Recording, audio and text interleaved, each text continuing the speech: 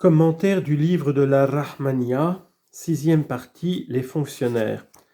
Chapitre 1er, le fonctionnaire des sandales. Chapitre 2, le fonctionnaire de l'eau.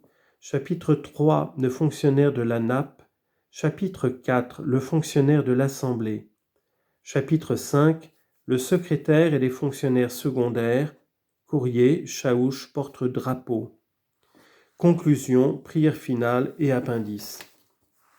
Chapitre 1er. Le fonctionnaire des sandales.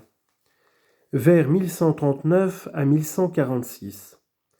La conclusion, ô amis, c'est qu'il faut des fonctionnaires, au nombre de 4, pour aider le directeur à servir les pauvres, à la maison et en voyage, pour gagner des mérites de la part de Dieu notre Maître. Commentaire. La conclusion, Khatima, nous prions Dieu de la rendre profitable pour terminer cette doctrine. D'après El-Ghalib, le mot fin, khatam, a 2 sens. Le premier, c'est quand on termine une chose en y apposant un cachet. Le deuxième, c'est la conclusion d'une chose par laquelle on résume ce qui a été dit dans un livre et ses chapitres pour avoir une idée de ce qu'ils contiennent. Parfois, on nomme conclusion la fin d'une chose, comme on le dit pour le Coran, lorsqu'on a fini de l'apprendre jusqu'au bout. C'est le sens que l'on considère ici, à la fin de l'ouvrage. Les maîtres de la vie spirituelle appellent fin un homme unique de chaque époque, par lequel Dieu termine en ce monde une série de saints mahométans. Pour eux, la fin dernière est la conclusion de la sainteté générale depuis Adam jusqu'au dernier saint. Ce saint est Jésus, lequel réunit tous les saints mahométans et tous les apôtres. Le mot ami, pluriel de Habib, se rapporte aux aspirants. Le terme fonctionnaire est le pluriel de Naqib, gérant ou chef. On dit « il est établi chef d'une tribu et il en est le chef, c'est-à-dire l'inspecteur ». On donne ce nom à une catégorie de saints particuliers, ce sont ceux qui sont favorisés du nom intérieur et qui ont la connaissance des choses cachées intérieures des hommes. Ils connaissent les choses cachées des consciences parce que les secrets leur ont été révélés. Ils sont au nombre de 12 à chaque époque. Ce nombre n'est ni diminué ni augmenté. Il correspond au nombre des signes du zodiaque, Buruj. Chaque saint connaît les choses particulières de chaque signe du zodiaque. Il sait tous les secrets contenus dans ce signe et tout ce qui arrive dans ce signe en fait d'étoiles filantes ou stables. Ces saints connaissent les sciences des lois révélées et découvrent les choses cachées dans les âmes, les malheurs qui les atteignent, ainsi que les ruses et les trahisons dont elles sont la victime ou les agents.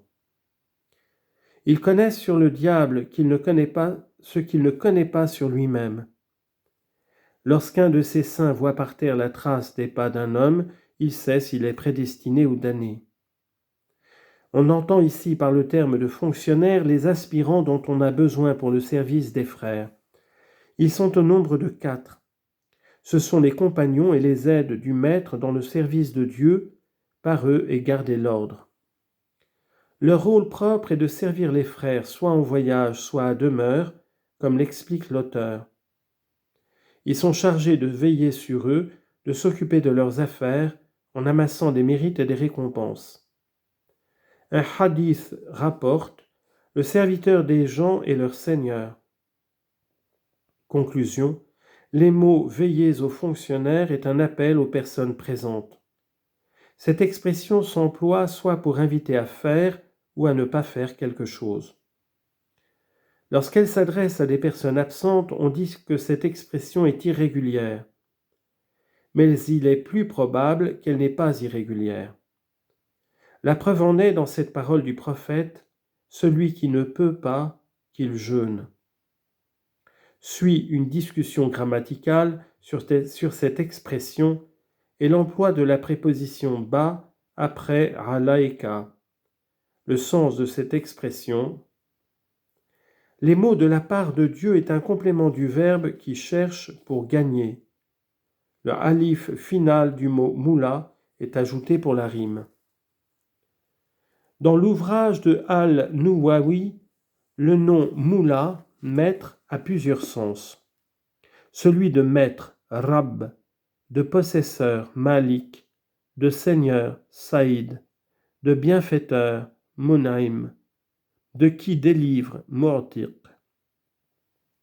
Dans les remarques du Qadi Ayad, il est dit que ce mot est employé seulement pour désigner le chef, Rasib, et celui qui prend soin d'une chose.